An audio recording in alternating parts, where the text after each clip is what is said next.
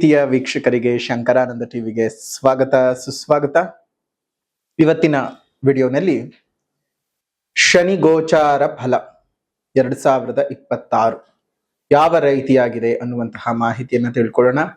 ಜೊತೆಗೆ ಮೇ 17ನೇ ತಾರೀಕಿನಿಂದ ಶನಿ ರೇವತಿ ನಕ್ಷತ್ರಕ್ಕೆ ಸಂಚಾರ ಮಾಡ್ತಾ ಇದ್ದಾನೆ ಮತ್ತು ಜುಲೈನ ತಿಂಗಳಲ್ಲಿ ವಕ್ರೀಗತನಾಗಿ ತನ್ನ ಸಂಚಾರವನ್ನ ಮುಂದುವರಿಸ್ತಾ ಇದ್ದಾನೆ.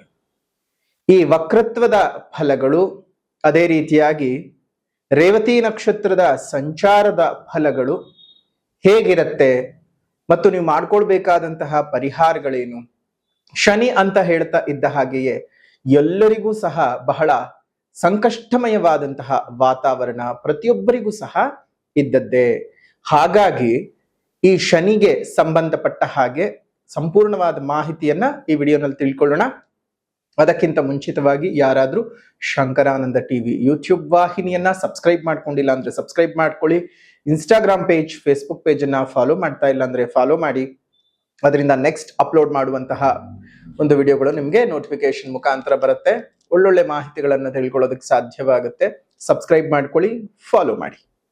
ಇನ್ನು ರೇವತಿ ನಕ್ಷತ್ರಕ್ಕೆ ಮೇ 17ನೇ ತಾರೀಕಿನಿಂದ ಒಂದು ಶನಿಯು ಸಂಚಾರವನ್ನ ಶುರು ಮಾಡಿದ್ದಾಯ್ತು. ಈಗಾಗಲೇ ಶನಿಯು ಹತ್ರ 1 ವರ್ಷಗಳ ಕಾಲ ಮೀನರಾಶಿಯ ಒಳಗಡೆ ತನ್ನ ಸಂಚಾರವನ್ನ ಮಾಡ್ತಾ ಇದ್ದಾನೆ. ಅದರ ಜೊತೆಗೆ ನಕ್ಷತ್ರಗಳ ಅನುಸಾರವಾಗಿಯೂ ಆತ ತನ್ನ ಸಂಚಾರವನ್ನ ಮುಂದುವರಿಸ್ತಾ ಇದ್ದಾನೆ.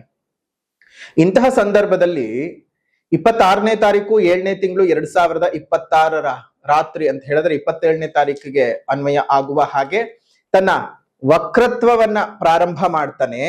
ಅದೇ ರೀತಿಯಾಗಿ 9ನೇ ತಾರೀಕು 12ನೇ ತಿಂಗಳು 2026ಕ್ಕೆ ತನ್ನ ವಕ್ರವನ್ನ ತ್ಯಾಗ ಮಾಡಿ ಪುನಃ ರುಜುಗತಿಗೆ ಬಂದು ಉತ್ತರಾಭಾದ್ರ ನಕ್ಷತ್ರದಿಂದ ಮತ್ತೆ ರೇವತಿ ನಕ್ಷತ್ರಕ್ಕೆ ಸಂಚಾರವನ್ನ ಮಾಡ್ತಾ ಇದ್ದಾನೆ. ಫೆಬ್ರವರಿ, ಮುಂದಿನ ವರ್ಷ ಫೆಬ್ರವರಿಗೆ, ಅಂದ್ರೆ ಈ ಸುದೀರ್ಘ ಕಾಲಘಟ್ಟದಲ್ಲಿ, ಅಂದ್ರೆ ಈ ಒಂದು ಯಾವಾಗ ವಕ್ರೀಗತನಾಗಿ ವಕ್ರೀಗತನಿಂದ ವಕ್ರತ್ಯಾಗವಾಗಿ ಪುನಃ ರೇವತಿ ನಕ್ಷತ್ರಕ್ಕೆ ಸಂಚಾರ ಮಾಡೋದು, ಇದು ಬಹಳ ಸುದೀರ್ಘವಾಗಿರ್ತಕ್ಕಂತಹ ಅವಧಿಯಲ್ಲಿ ಶನಿಯು ತನ್ನ ಸ್ಥಾನವನ್ನ ಒಂದು ಪರಿಚಲನೆಯ ಮುಖಾಂತರವಾಗಿ ವಕ್ರತ್ವ ಅಂತಂದ್ರೆ ಏನು? ಗ್ರಹಗಳ ಹಿಂಚಲನೆ ಅಂತ ಅರ್ಥ. ಗ್ರಹಗಳ ಹಿಂಚಲನೆ ಅಂತ ಹೇಳಿದ್ರೆ ಗ್ರಹಗಳು ಹಿಂದಕ್ಕೆ ಹೋಗತ್ವೆ ಅಂತ ಅರ್ಥ ಅಲ್ಲ. ಭೂಮಿಯ ಪರಿಚಲನೆಯ ಆಧಾರದಲ್ಲಿ ಭೂಮಿಯ ಅತ್ಯಂತ ಸಮೀಪಕ್ಕೆ ಆಯಾ ಗ್ರಹಗಳು ಬಂದಾಗ ಭೂಮಿಯ ತಿರುಗುವಿಕೆಯ ವೇಗ ಮತ್ತು ಆ ಗ್ರಹದ ತಿರುಗುವಿಕೆಯ ವೇಗದ ಆಧಾರದಲ್ಲಿ ಗ್ರಹಗಳು ಹಿಂದಕ್ಕೆ ಹೋದಂತೆ ಭಾಸವಾಗುತ್ತೆ.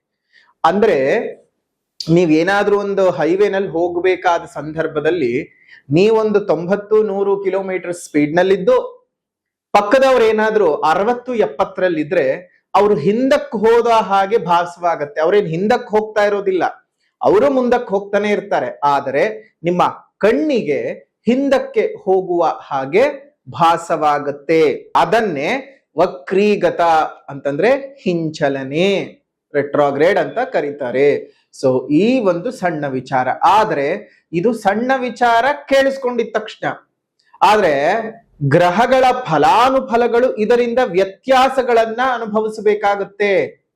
ಈಗಾಗ್ಲೇ ಶನಿಯ ಶುಭ ಫಲಗಳಿರ್ತಕ್ಕಂತಹ ರಾಶಿಗಳನ್ನ ನೋಡೋದಾಯ್ತು ಅಂತ ಹೇಳಿದ್ರೆ ಶನಿ ಯಾವಾಗ್ಲೂ 3, 6, 11ನೇ ಮನೆಯಲ್ಲಿ ಬಹಳ ಶುಭ ಫಲಗಳನ್ನ ಕೊಡ್ತಾನೆ ಅನ್ನೋದು ಗೊತ್ತಿರ್ತಕ್ಕಂಥ ವಿಚಾರ. 3ನೇ ರಾಶಿ, ನಿಮ್ಮ ಜನ್ಮ ರಾಶಿಯಿಂದ 3ನೇ ರಾಶಿ ಅಂತ ಹೇಳಿದ್ರೆ ಮಕರ ರಾಶಿಯವರಿಗೆ, 6ನೇ ರಾಶಿಯಲ್ಲಿ ಶನಿ ಸಂಚಾರ ಅಂತ ಹೇಳಿದ್ರೆ ತುಲಾ ರಾಶಿಯವರಿಗೆ, 11ನೇ ರಾಶಿನಲ್ಲಿ ಶನಿ ಸಂಚಾರ ಅಂತ ಹೇಳಿದ್ರೆ ವೃಷಭ ರಾಶಿಯವರಿಗೆ ಶುಭ ಫಲಗಳಿದ್ದಾವೆ. ಇನ್ನು ಪೀಡನ ರಾಶಿಗಳು ಯಾವ್ದ್ಯಾವ್ದಪ್ಪ? ಶನಿಯ ಪೀಡನ ರಾಶಿಗಳು ಅಂತ ಅರ್ಧಾಷ್ಟಮ ಶನಿಯ ರೂಪಕದಲ್ಲಿ ಧನಸ್ಸು ರಾಶಿಗೆ, ಅದೇ ರೀತಿಯಾಗಿ ಪಂಚಮ ಶನಿಯ ರೂಪಕದಲ್ಲಿ ವೃಶ್ಚಿಕ ರಾಶಿಯವರಿಗೆ, ಅಷ್ಟಮ ಶನಿಯ ರೂಪಕದಲ್ಲಿ ಸಿಂಹ ರಾಶಿಯವರಿಗೆ, ಇನ್ನು 7.5 ರಾಶಿಗಳು ನಿಮಗ್ ಗೊತ್ತಿದೆ, ಕುಂಭ, ಮೀನ, ಮೇಷ ರಾಶಿಯವರಿಗೆ 7.5 ನಡೀತಾ ಇದೆ ಅಂತ. ಇದಿಷ್ಟು ರಾಶಿಗಳು ಅಂತ ಹೇಳಿದ್ರೆ ಎಷ್ಟಾಯ್ತು? 6 ರಾಶಿಗಳಿಗೆ ಬಹಳ ಸಂಕಷ್ಟಮಯವಾಗಿರ್ತಕ್ಕಂತಹ ಸಮಯಗಳನ್ನ ನೋಡ್ತಾ ಇದ್ದೀರಿ. ಹಾಗಾಗಿ ಈ ರಾಶಿಗಳವರು ಖಂಡಿತವಾಗಿಯೂ ಶನಿ ಶಾಂತಿಯನ್ನ ಮಾಡಿಸ್ಕೊಳ್ಳೋದು ಮರಿಬೇಡಿ. ಇದೇ ಜುಲೈನಲ್ಲಿ ವಿಶೇಷವಾಗಿ 27 ಅಂದ್ರೆ 26ನೇ ತಾರೀಕಿನ ನಡುರಾತ್ರಿ 27ನೇ ತಾರೀಕಿನ ನಸುಕಿನ ಜಾವಕ್ಕೆ ಶನಿಯು ವಕ್ರೀಗತನಾಗ್ತಾ ಇದ್ದಾನೆ. ಅದಕ್ಕಿಂತ ಮುಂಚಿತವಾಗಿ ಜಾಗೃತರಾಗಿ ಶನಿ ಶಾಂತಿಯನ್ನು ಮಾಡಿಸ್ಕೊಳ್ಬೇಕಾಗತ್ತೆ. ಅದು ಹೇಗೆ ಅನ್ನೋದನ್ನ ಮುಂದೆ ನೋಡ್ತಾ ಹೋಗೋಣ. ಈಗ ಮಿಥುನ ರಾಶಿನಲ್ಲಿ ಹುಟ್ಟಿರ್ತಕ್ಕಂಥವ್ರಿಗೆ ನೀವು ಗಮನಿಸಬಹುದು, ಶನಿಯ ಸಂಚಾರದ ಫಲವು ನೋಡೋದಾಯ್ತು ಅಂತ ಹೇಳಿದ್ರೆ 10ನೇ ಮನೆಯಲ್ಲಿ ಇದ್ದಾನೆ. ಈ 10ನೇ ಮನೆಯಲ್ಲಿ ಇರ್ತಕ್ಕಂತಹದ್ದು ಶುಭವೂ ಹೌದು, ಅದೇ ರೀತಿಯಾಗಿ ಅಶುಭವೂ ಹೌದು. ಅಂದ್ರೆ ಮಿಶ್ರ ಫಲಗಳನ್ನ ಕೊಡ್ತಾ ಇದ್ದಾನೆ ಶನಿ. ನಿಮಗೆ ಒಳ್ಳೆಯದನ್ನೂ ಮಾಡ್ತಾ ಇದ್ದಾನೆ, ಕೆಲವೊಂದು ಸಣ್ಣ ಸಣ್ಣ ಸಮಸ್ಯೆಗಳನ್ನ, ಬದುಕಿನ ಪಾಠಗಳನ್ನ ಹೇಳಿಕೊಡತಕ್ಕಂತಹ ಸಲುವಾಗಿ ಸಣ್ಣ ಪುಟ್ಟ ಎಚ್ಚರಿಕೆಗಳನ್ನು ಸಹ ಕೊಡ್ತಾ ಇದ್ದಾನೆ. ಏನೇನು ನಿಮಗೆ ಕಷ್ಟ ಉಂಟಾಗಬಹುದು ಅನ್ನೋದಾಯ್ತು ಅಂತ ಹೇಳಿದ್ರೆ, ಮೊದಲನೇದ ಕಷ್ಟವನ್ನ ಕಂಡುಹಿಡ್ದು ಆ ನಂತರ ಸುಖವೇನು ಅನ್ನೋದನ್ನ ನೋಡೋಣ. ನಿಮಗೆ ಸ್ವಲ್ಪ ವಾದ ವಿವಾದಗಳು ಜಾಸ್ತಿ ಆಗ್ತಕ್ಕಂಥದ್ದು, ಇದ್ದಕ್ಕಿದ್ದ ಹಾಗೆ ಬೇರೆಯವರೊಟ್ಟಿಗೆ ಮಾತುಕತೆಗಳಲ್ಲೇ ಒಂದಿಷ್ಟು ವಾಗ್ವಾದಗಳು ಜಾಸ್ತಿ ಆಗ್ತಕ್ಕಂಥದ್ದು ಆಗತ್ತೆ. ಕೋರ್ಟು ಕಚೇರಿ ವ್ಯಾಜ್ಯಗಳೇನಾದ್ರೂ ಇತ್ತು ಅಂತ ಹೇಳಿದ್ರೆ ಬಗೆಹರಿಯಲ್ಲ, ಅದು ಯಾಕೋ ಮುಂದೂಡಕ್ಕೆ ಆಗ್ತದೆ. ಇನ್ನು ಅದೇ ರೀತಿಯಾಗಿ ವಿರೋಧಿಗಳು ಸ್ವಲ್ಪ ಮಟ್ಟಕ್ಕೆ ನಿಮಗೆ ಕಿರಿಕಿರಿಯನ್ನ ಉಂಟು ಮಾಡುವ ಸಾಧ್ಯತೆಗಳು ಇದ್ದಾವೆ. ಇದಿಷ್ಟೇ ಸಣ್ಣ ಪುಟ್ಟದ್ದು. ಅದು ಬಿಟ್ಟು ಮಿಕ್ಕ ಫಲಗಳನ್ನ ನೋಡೋದಾಯ್ತು ಅಂತ ಹೇಳಿದ್ರೆ ಬಹಳ ಶುಭ ಫಲ. 10ನೇ ಮನೆ ಅಂತ ಹೇಳ್ತಾ ಇದ್ದ ಹಾಗೇನೆ ತಾಮ್ರದ ಪಾದ ಅಂತ ಕರಿತೀವಿ. ತಾಮ್ರದ ಪಾದದಿಂದ ಬಂದಿದ್ದಾನೆ, ಬಹಳ ಬಲಾಢ್ಯನೂ ಬೇರೆ ಆಗಿದ್ದಾನೆ, ವಕ್ರೀಗತನಾಗ್ತಾನೆ. ಜೊತೆಗೆ ತನ್ನದೇ ನಕ್ಷತ್ರವಾದಂತಹ ಉತ್ತರಾಭಾದ್ರ ನಕ್ಷತ್ರಕ್ಕೂ ಸಹ ಒಂದು ಸಂಚಾರವನ್ನ ಮಾಡ್ತಾನೆ. ಆ ಉತ್ತರಾಭಾದ್ರ ನಕ್ಷತ್ರಕ್ಕೂ ಸಂಚಾರ ಮಾಡಿ ಮತ್ತೆ ಪುನಃ ರೇವತಿ ನಕ್ಷತ್ರಕ್ಕೆ ಸಂಚಾರವನ್ನ ಮಾಡ್ತಕ್ಕಂಥದ್ದು, ವಕ್ರ ತ್ಯಾಗವನ್ನ ಮಾಡ್ತಕ್ಕಂಥದ್ದು, ಇದೆಲ್ಲವೂ ಸಹ ನಡೆಯುತ್ತೆ. ಕೃಷಿಯಿಂದ ಅತ್ಯುತ್ತಮವಾದ ಧನಲಾಭವನ್ನ ನೋಡ್ತೀರಿ. ಯಾರು ಕೃಷಿ ಮಾಡ್ತಾ ಇದ್ದೀರಿ, ರೇಷ್ಮೆ ಬೆಳೆಗಾರರು ಯಾರಿದ್ದೀರಿ, ಅದೇ ರೀತಿಯಾಗಿ ಯಾರು ಹೈನುಗಾರಿಕೆಯನ್ನು ಮಾಡ್ತಾ ಇದ್ದೀರಿ, ಪಶುಸಂಗೋಪನೆಯನ್ನ ಯಾರು ಮಾಡ್ತಾ ಇದ್ದೀರಿ, ಕೃಷಿ ಉಪಕರಣಗಳ ಮಾರಾಟವನ್ನ ಯಾರು ಮಾಡ್ತಾ ಇದ್ದೀರಿ, ಫರ್ಟಿಲೈಸರ್ಗಳ ವ್ಯಾಪಾರವನ್ನ ಯಾರು ಮಾಡ್ತಾ ಇದ್ದೀರಿ, ಬಿತ್ತನೆ ಬೀಜಗಳ ವ್ಯಾಪಾರವನ್ನ ಯಾರು ಮಾಡ್ತಾ ಇದ್ದೀರಿ, ತರಕಾರಿಗಳ ಬೆಳೆಗಾರರು, ಹಣ್ಣುಗಳ ಬೆಳೆಗಾರರು, ಹೂವಿನ ಬೆಳೆಗಾರರು, ರೈತಾಪಿ ವರ್ಗದವರು, ಪ್ರತಿಯೊಬ್ಬರಿಗೂ ಸಹ ಅತ್ಯಂತ ಶುಭದಾಯಕವಾಗಿರ್ತಕ್ಕಂತಹ ಒಂದು ಸಮಯ ಅಂತಾನೆ ಹೇಳಬಹುದು. ಮಿಥುನ ರಾಶಿನಲ್ಲಿ ಹುಟ್ಟಿರ್ತಕ್ಕಂಥವರಿಗೆ ಬಹಳ ಜೀವನದಲ್ಲಿ ಸುಖ ಸಂತೋಷಗಳು ಜಾಸ್ತಿ ಆಗ್ತಕ್ಕಂತಹದ್ದು, ಪ್ರಾಪಂಚಿಕ ಸುಖ ಭೋಗಗಳು ನಿಮಗೆ ಅತಿ ಹೆಚ್ಚಿಗೆ ಸಿಗ್ತಕ್ಕಂತಹದ್ದು, ಬಂಧು ಮಿತ್ರರಿಂದ ಬಹಳ ಸಹಾಯ ಸಹಕಾರಗಳನ್ನ ನೀವು ನಿರೀಕ್ಷೆ ಮಾಡಬಹುದು. ಕೃಷಿಯಿಂದ ಉತ್ತಮವಾದಂತಹ ಧನಲಾಭಗಳು, ಅತ್ಯಧಿಕವಾದ ಸಂಪಾದನೆಯ ಯೋಗ, ತುಂಬಾ ಚೆನ್ನಾಗಿ ಸಂಪಾದನೆ ಆಗತ್ತೆ ಮಿಥುನ ರಾಶಿನಲ್ಲಿ ಹುಟ್ಟಿರ್ತಕ್ಕಂಥವ್ರಿಗೆ ಈ ಶುಭ ಸಂದರ್ಭದಲ್ಲಿ. ಜೊತೆಗೆ ನಿಮಗೆ ಗುರುಬಲ ಬೇರೆ ಜೂನ್ 1ನೇ ತಾರೀಕಿನಿಂದ ಬರುವಂತಹದ್ದು. ಜೂನ್ 1 ರಾತ್ರಿ ಅಂದ್ರೆ 2ನೇ ತಾರೀಕು ಬೆಳಗ್ಗಿನ ಜಾವ. ಸೊ ಒಟ್ಟಾರೆ ತುಂಬಾ ಚೆನ್ನಾಗಿರ್ತಕ್ಕಂತಹ ಫಲಗಳು. ಇನ್ನು ಉದ್ಯೋಗಿಗಳಿಗೆ ಹೇಗಿರುತ್ತೆ ಅಂತಂದ್ರೆ, ಮೇಲಧಿಕಾರಿಗಳು ನಿಮ್ಮೊಟ್ಟಿಗೆ ಬಹಳ ವಿಶ್ವಾಸದಿಂದ ಇರ್ತಾರೆ, ಬಹಳ ಪ್ರೀತಿಯಿಂದ ಇರ್ತಾರೆ. ನಿಮ್ಮ ಎಲ್ಲಾ ಪ್ರಯತ್ನಕ್ಕೂ ಸಹ ಉತ್ತಮವಾದಂತಹ ಫಲಗಳು ಅನ್ನುವಂತಹದ್ದು ಸಿಗುತ್ತೆ. ಕರ್ತವ್ಯ ತುಂಬಾ ಚೆನ್ನಾಗಿ ನಿಭಾವಣೆ ಮಾಡ್ತೀರಿ. ವಿರೋಧಿಗಳು ಒಂದ್ ಸ್ವಲ್ಪ ನಿಮ್ಗೆ ಕಿರಿಕಿರಿ ಉಂಟು ಮಾಡಬಹುದು. ಇರುತ್ತವಲ್ಲ, ಏನ್ ಮಾಡೋದಕ್ಕಾಗತ್ತೆ.